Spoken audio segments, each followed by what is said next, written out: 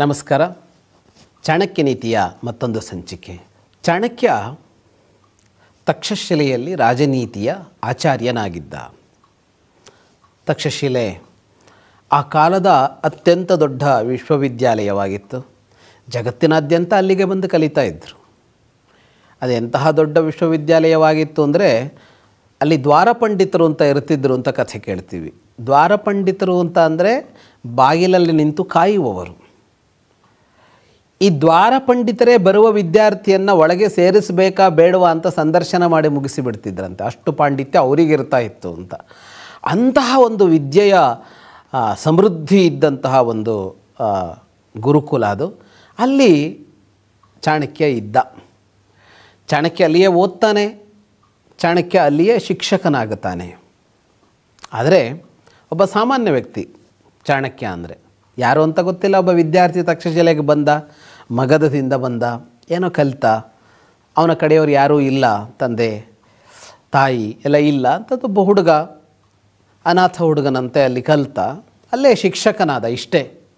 ಆದರೆ ಈ ಚಾಣಕ್ಯ ಮುಂದೆ ಮಾಡಿದ ಕಾರ್ಯ ಇದೆಯಲ್ಲ, ಅದು ಇಡೀ ಭಾರತವಲ್ಲ, ಇಡೀ ವಿಶ್ವವನ್ನೇ ನಿಬ್ಬೆರಗಾಗುವ ಕೆಲಸವನ್ನು ಮಾಡುತ್ತಾನೆ.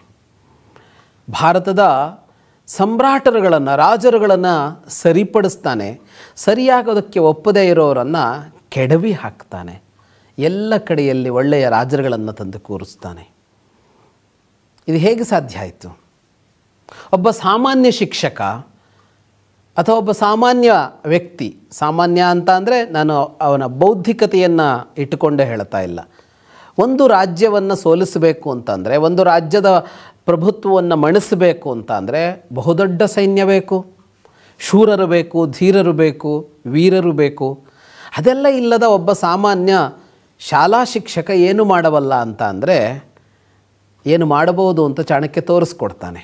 ಏಕಾಏಕಿ ಕಂಡ ಕನಸು ನನಸಾದದ್ದಲ್ಲ. ಅದು ರಾತ್ರಿ ಕಂಡ ಕನಸು ಅದೇನೋ ಮಾಯಾ ಆಗಿ ಇಂದ್ರಜಾಲ ಮಹೇಂದ್ರಜಾಲ ಆಗಿ ಮಾರನೇ ದಿನ ಆದದ್ದಲ್ಲ. ನಿರಂತರವಾದ ಕಾರ್ಯ ಇದೆ ಅಲ್ಲಿ ಚಾಣಕ್ಯನದ್ದು. ಏನು ಕಾರ್ಯ ಅಂತ ಅಂದರೆ ಸಾಮ್ರಾಜ್ಯಗಳನ್ನು ಉರುಳಿಸಬೇಕು ಅಂತ ಅಂದರೆ ಬಲಿಷ್ಠನಾಗಬೇಕು, ಬಲಶಾಲಿಯಾಗಬೇಕು. ಸೈನ್ಯವೋ ಬೇರೆ ಬೇರೆ ತರಹದ ಬಲಗಳು ಬೇಕು. ಅದಕ್ಕೆ ರಾಜತಾಂತ್ರಿಕವಾದ ಅಸಂಖ್ಯ ಅನುಕೂಲಗಳು ಬೇಕು. ಅವೆಲ್ಲವೂ ಬಲಗಳೇ. ಆ ಬಲ ಸಿಕ್ಕಿದರೆ ಮಾತ್ರ ಇವುಗಳನ್ನು ಮಾಡೋದಕ್ಕೆ ಸಾಧ್ಯ ಆಗುತ್ತೆ. ಹಾಗಾಗಿ ಚಾಣಕ್ಯ ಮಾಡುವ ಕಾರ್ಯ ಏನು ಅಂತಂದರೆ, ಮೊದಲು ಒಬ್ಬನನ್ನು ಆಯ್ಕೆ ಮಾಡ್ಕೊಳ್ತಾನೆ, ಚಂದ್ರಗುಪ್ತನನ್ನು. ರಾಜನಾಗೋದಕ್ಕೆ ಯೋಗ್ಯನಾದವನನ್ನು, ನಾಯಕನಾಗೋದಕ್ಕೆ ಯೋಗ್ಯನಾದವನನ್ನು, ಅವನನ್ನು ನಾಯಕನನ್ನಾಗಿಸ್ತಾನೆ. ಅವನ ಜೊತೆಗೆ ಅಸಂಖ್ಯ ವೀರಯೋಧರನ್ನು ಸಿದ್ಧಪಡಿಸ್ತಾನೆ. ಅಸಂಖ್ಯ ರಾಜ್ಯಗಳನ್ನು ಹೋಗಿ ಭೇಟಿ ಮಾಡಿ ಯಾರನ್ನೋ ಅವರ ಆಕಾಂಕ್ಷೆಗಳನ್ನು ಈಡೇರಿಸುವ ಭರವಸೆಯಲ್ಲೋ, ಯಾರನ್ನೋ ಆಮಿಷದಿಂದಲೋ, ಇನ್ಯಾರನ್ನೋ ಅವರಿಗೆ ಸದ್ಬುದ್ಧಿಯನ್ನು ಉಪದೇಶ ಮಾಡಿಯೋ, ಯಾವುದ್ಯಾವುದೋ ಕಾರಣದಿಂದ ತನ್ನ ಈ ತಂಡಕ್ಕೆ ಬೇಕಾದ ಸಮಗ್ರವಾದ ಬೆಂಬಲವನ್ನು ದೊರಕಿಸಿಕೊಳ್ತಾನೆ. ಅದರ ಪರಿಣಾಮವಾಗಿ ಒಂದು ದಿನ ಮಗಧದ ಪ್ರಭುತ್ವ ಬದಲಾಗುತ್ತೆ. ಚಂದ್ರಗುಪ್ತ ಬರ್ತಾನೆ. ಭಾರತದ ಮೇಲೆ ಆಗ್ತಾ ಇದ್ದ ಹೊರಗಿನ ದಾಳಿ, ಆಕ್ರಮಣ ಅನ್ನೋದು ಅದರಿಂದ ಗಣನೀಯವಾಗಿ ಕಡಿಮೆ ಆಗತ್ತೆ ಅಥವಾ ನಿಂತು ಹೋಗಿಬಿಡತ್ತೆ ಅನ್ನುವ ಪರಿಸ್ಥಿತಿ ಬರುತ್ತೆ. ಒಂದು ದಿನ ಏನೂ ಕೈಯಲ್ಲಿ ಇಲ್ಲದೇ ಇದ್ದಾಗ ಈ ಕನಸು ಕಂಡನಲ್ಲ ಚಾಣಕ್ಯ, ಅವತ್ತು ಅವನಲ್ಲಿ ಇದನ್ನು ಮಾಡೋದಕ್ಕೆ ಬೇಕಾದ ಸಾಧನ ಇರಲಿಲ್ವಲ್ಲ. ಅವನು ಸಾಧಿಸಿದ್ದು ಹೇಗೆ ಅಂದರೆ, ಅವನು ಬಲಿಷ್ಠನಾದಾಗ ಯಾವುದು ಈಗ ನಮ್ಮ ಕೈಯಲ್ಲಿಲ್ವೋ ಅದನ್ನು ಪಡೆದುಕೊಳ್ಳೋದಕ್ಕೆ ಸಾಧ್ಯ ಆಗತ್ತೆ. ಬಲವಾನ್ ಅಲಬ್ಧ ಲಾಭೆ ಪ್ರಯತತೆ ಅಂತ ಒಂದು ಸೂತ್ರ ಹೇಳ್ತಾನೆ ಚಾಣಕ್ಯ.